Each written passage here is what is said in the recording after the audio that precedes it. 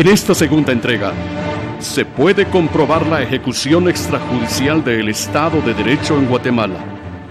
La conspiración para acusar al ejército, entrenando y presionando a ciudadanos para hacer acusaciones falsas destinadas a atacar a personas inocentes, y la confabulación de un motín para ponerle fin de una vez por todas a cualquier posibilidad de repetir el juicio seguido por la muerte del obispo Juan José Gerardi Conedera.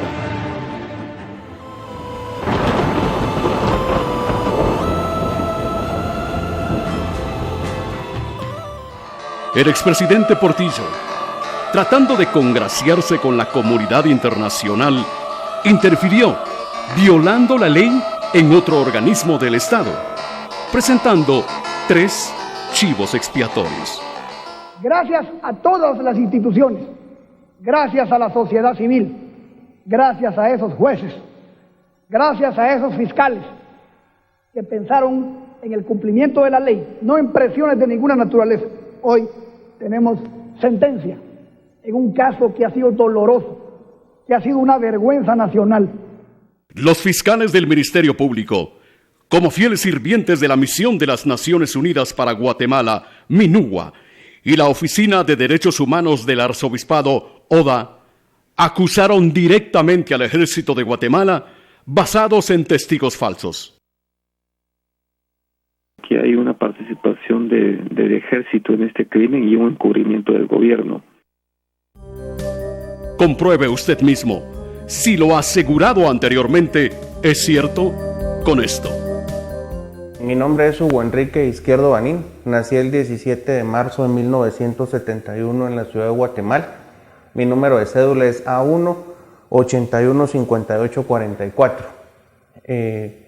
Desde principios del año 2000, estando yo en la granja Canadá Escuintla, recibí presiones de parte del Ministerio Público, de la Oficina de Derechos Humanos del Arzobispado y de la MINUGUA para declarar en contra del capitán Byron Miguel Lima Oliva en el caso de la muerte de Monseñor Juan José Gerardi Conedera.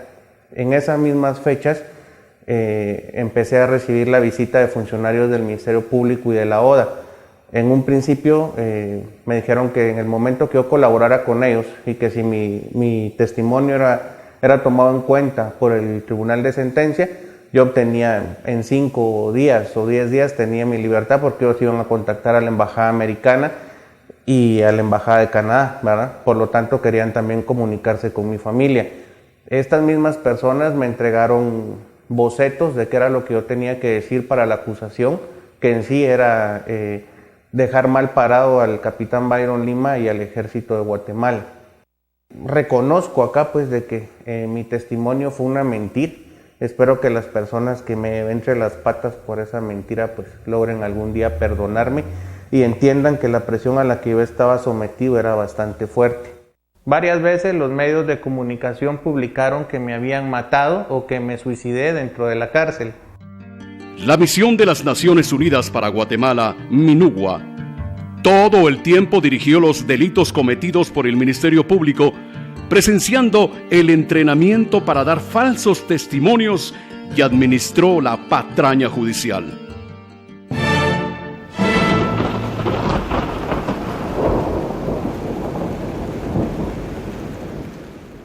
Siempre que recibí visitas del Ministerio Público en la granja Canadá, siempre iban acompañados de personal de la MINUGUA.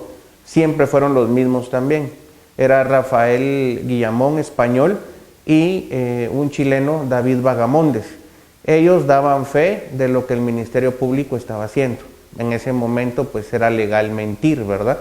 Ellos daban fe de que el script que el Ministerio Público me estaba dando, yo lo seguía al pie de la letra. Algo que yo me acuerdo y no está puesto, los que decidieron que yo tenía que declarar contra Byron Lima fue la gente de MINUGUA. En ese momento pues ellos estaban prácticamente amparando lo que el Ministerio Público estaba haciendo, que era diseñar una mentira para que eso fuera legal. Incluso en una oportunidad yo le pregunté al licenciado Mario Leal, cuando él quedó como fiscal del caso, si lo que estaba haciendo no era ilegal, y él me dijo que todo lo que hacía el Ministerio Público era legal. Ahora me pregunto yo qué clase de investigación fue esa. En el transcurso del tiempo, el señor Rafael Guillemón, el español, ahora resulta haciéndose famoso porque es el investigador que junto con el escritor Francisco Goldman hacen un libro de reciente publicación respecto al caso Gerardi también. Ellos están conscientes y estuvieron presentes no solo en mi preparación, sino que también en la preparación de los testigos que son falsos, Rubén Chanac Sontay y Gilberto Gómez Limón. En una ocasión fui sacado de la Granja Penal Canadá, pasadas las 20 horas por personal del Ministerio Público y la Minugua, y fui llevado a la cabecera departamental de Escuintla, específicamente al Hospital Génesis. En ese lugar estaba el señor Gilberto Gómez Limón, quien me platicó pues de los beneficios que él había tenido y que tenía su familia de estar apoyando al Ministerio Público, y esa noche pues la Minugua nos llevó pollo campero para cenar. A la Oficina de Derechos Humanos del Arzobispado, ODA, enemiga natural de la verdad, nunca le interesó hacerle justicia a Gerardi. Su objetivo era no desviarse ni un milímetro de acusar falsamente al ejército, sin importarle asesinar a personas para tal fin.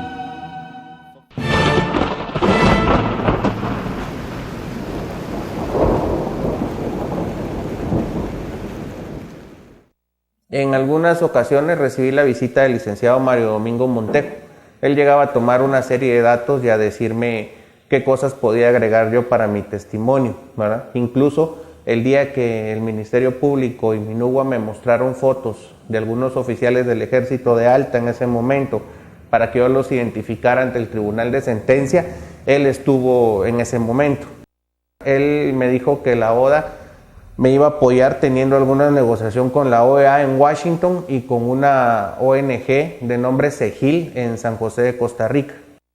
Llega el licenciado Marcos Aníbal Sánchez, que era el fiscal auxiliar del caso, y me da una serie de números de teléfono. Todos esos números están detallados en el cuaderno que yo entregué, y me dice que yo tengo que estar consciente que si necesitan que yo dé alguna declaración, yo fui amenazado de esos números de teléfono. Eran los números que se usaban en el sector 7 del preventivo, donde estaba el capitán Byron Lima. En una ocasión llega gente del Ministerio Público y de la Misión de Verificación de Naciones Unidas, Minugua, y me llevan un recorte de prensa donde aparece la muerte a balazos del señor Eric Urizar Varías, amigo, testigo y socio del capitán Byron Miguel Lima Oliva. Y me dicen que si eso fue capaz de hacerle a una persona que era su amigo, pues que no sería capaz de hacerme no solo a mí, sino que a mi familia, ¿verdad? Ahora me pregunto yo por qué, si ellos estaban tan seguros que fue el capitán el que tuvo que ver ahí, ¿por qué no accionaron penalmente en contra de ellos? Únicamente lo hicieron para mantenerme a mí bajo presión.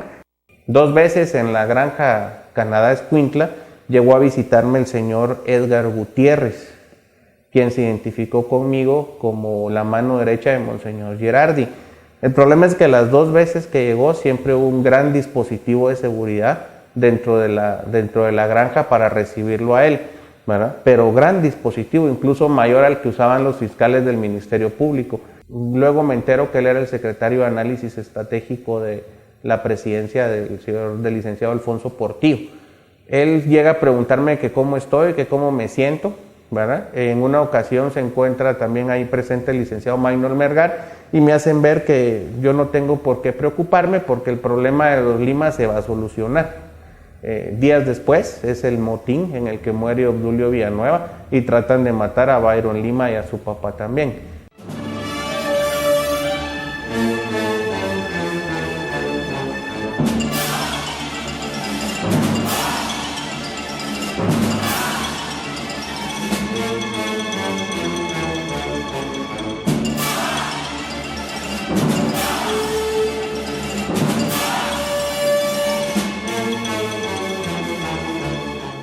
Logro comunicación personal con el licenciado Nery Rodenas, director de la ODA, y le digo pues de que lo voy a molestar porque sí quiero la ayuda que la ODA ofreció porque yo seguía en prisión, ¿verdad?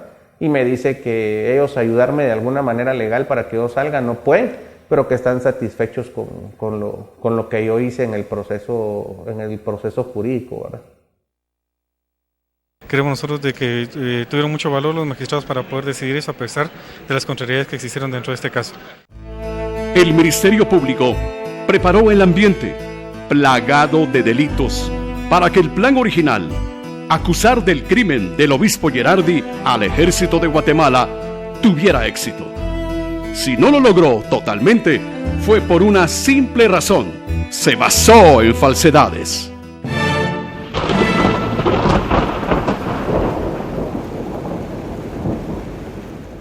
Ante las presiones que ejercía el Ministerio Público y la Minugua a mi persona, empecé a llevar una serie de diarios. Son cuadernos donde están apuntadas fechas, horas y nombres de las personas que me visitan. Todas esas pruebas pues yo las entregué. Recibo la visita de los fiscales Mario Leal y Marcos Aníbal Sánchez. Bueno, previo me contactan en la granja de Escuintla y me visitan un día martes, 9 de enero del año 2001, en compañía de mi esposa, a quien ellos ya habían convencido por los ofrecimientos falsos que ellos hacen para que yo declarara en contra de Byron Lima. Después del motín de febrero del 2003, llega a visitarme el licenciado Mario Leal a la Granja Penal Canadá, pero le explico que el motín fue ayer y él llega el día de hoy. Prácticamente llega a decirme de que si en todo caso hay un debate o se abren investigaciones por el caso de lo que pasó en el motín, yo tengo que declarar como que si a mí me constara o si hubiera oído el rumor dentro de las cárceles de que Obdulio Villanueva iba a declarar contra los Lima en caso hubiera un nuevo juicio en el caso de Monseñor Gerardi.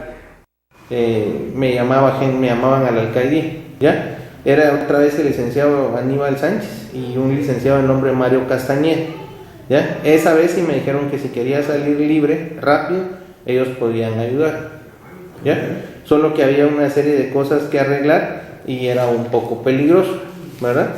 Solo debía decir qué pasó el 31 de julio y otras cosas que ellos me iban a decir. Mi esposa, estando aquí en Ciudad de Guatemala, el Ministerio Público le da un teléfono celular. Ni mi persona tenía ese número telefónico.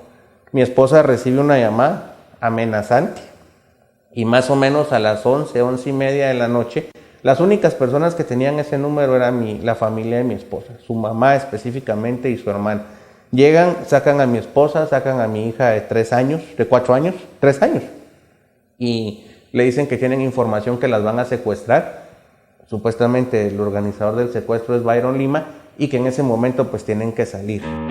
Para golpear al ejército, el Ministerio Público no tuvo el más mínimo escrúpulo en continuar mintiendo, involucrando a oficiales en cuanto delito se le ocurrió, usando a testigos falsos, tratando de implicarlos en actos ilícitos que algunos medios escritos durante años se han encargado de desprestigiar, siguiendo una estrategia bien trazada. Aquí no importa si son culpables o no, pues la unión de ciertos medios escritos con el Ministerio Público se encargaría que la opinión pública creyera en el montaje.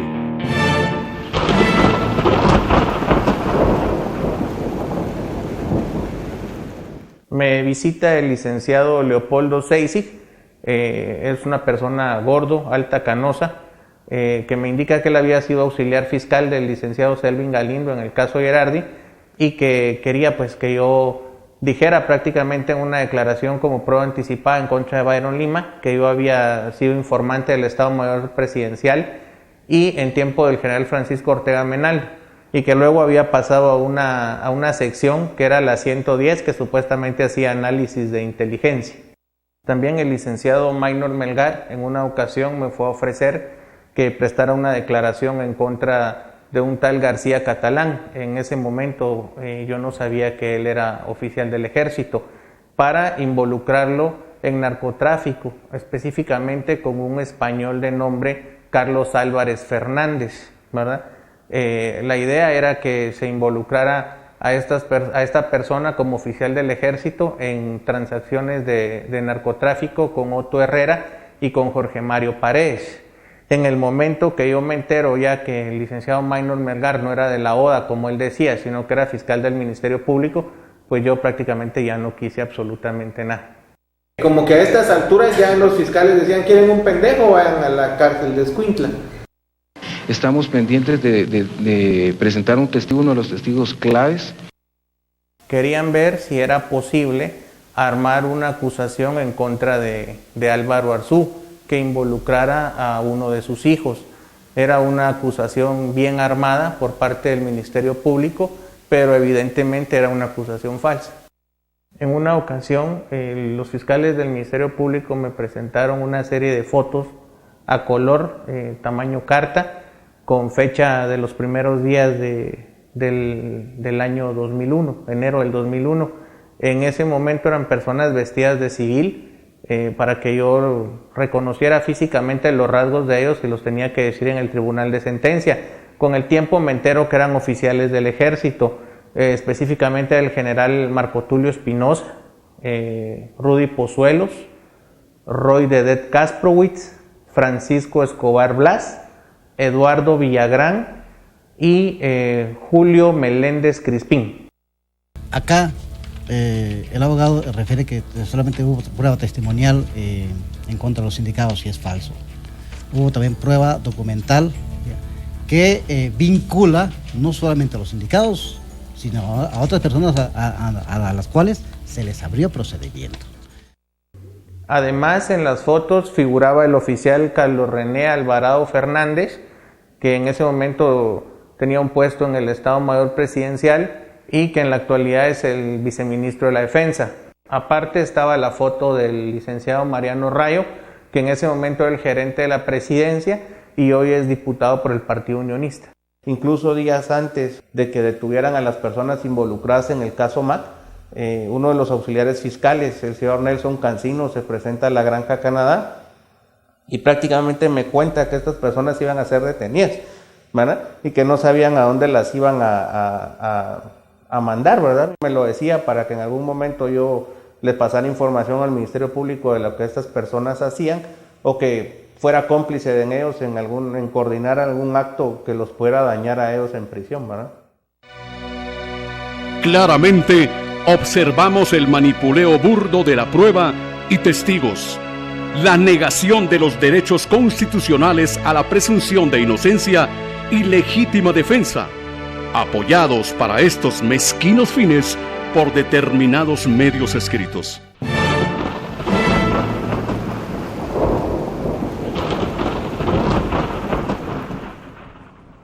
El día que yo presenté mi declaración en el Tribunal de Sentencia que presidía el juez Eduardo Coculum, la declaración en contra del capitán Byron Lima, él me ordenaba que no respondiera a ninguna de las preguntas de la defensa del capitán Lima, ¿verdad? Hasta que los abogados de la ODA y del Ministerio Público la objetaran, ¿verdad? O sea, prácticamente él me decía en qué momento tenía que responder.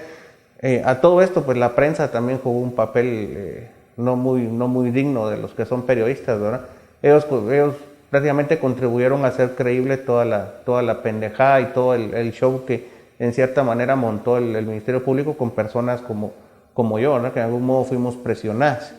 En una de las visitas que hace el Ministerio Público a mi persona, me dejan el nombre y el número de teléfono de una periodista del periódico, Claudia Méndez Arriaza, ¿verdad? Para que en el momento que a mí se me indique, ya sea por el fiscal titular del caso o por uno de los auxiliares, yo la contacte vía telefónica a ella para dar las declaraciones que el Ministerio Público quiera. En una ocasión intentó entrar a la granja, no pudo. Años después platico con ella y me doy cuenta pues de que ella sabía perfectamente cuál era la tónica que el Ministerio Público estaba siguiendo, porque ella estaba pegada al guión de lo que decía el Ministerio Público en un principio. El ingeniero José Zamora, presidente del periódico, y su familia sufrieron una agresión por parte de agentes del Estado. Zamora fue engañado en su buena fe al permitir la querellanza adhesiva de la ODA en su proceso judicial, entidad que, por cierto, sobra en ese proceso. Mañosamente le cobrará la factura, exigiendo espacios y cobertura sesgada para destruir al ejército, como ya lo ha hecho anteriormente, socavando el mayor activo de dicho medio, su credibilidad.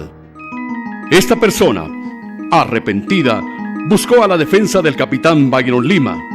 Está siendo presentada ante las pocas autoridades que debieran aún de no estar contaminadas para que se proceda penalmente en contra de todos estos funcionarios corruptos y se termine este periodo del oscurantismo e inoperatividad del sistema de justicia en Guatemala.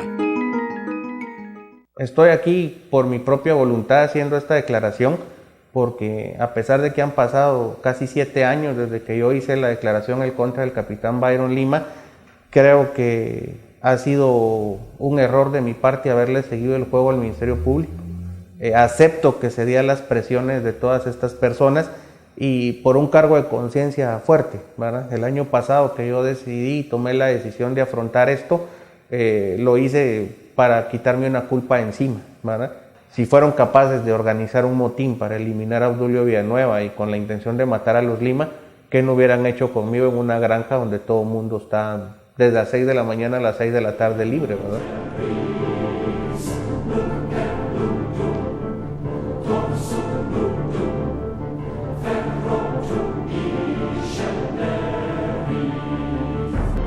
Hay 6 cosas y hasta 7 que el Señor aborrece por completo: los ojos altaneros, la lengua mentirosa, las manos que asesinan a gente inocente, la mente que elabora planes perversos, los pies que corren ansiosos al mal.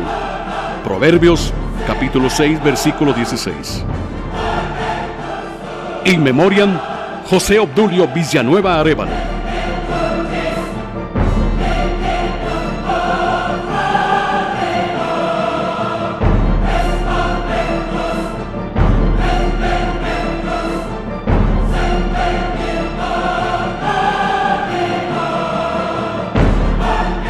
Los principales responsables del linchamiento del Estado de Derecho en Guatemala son: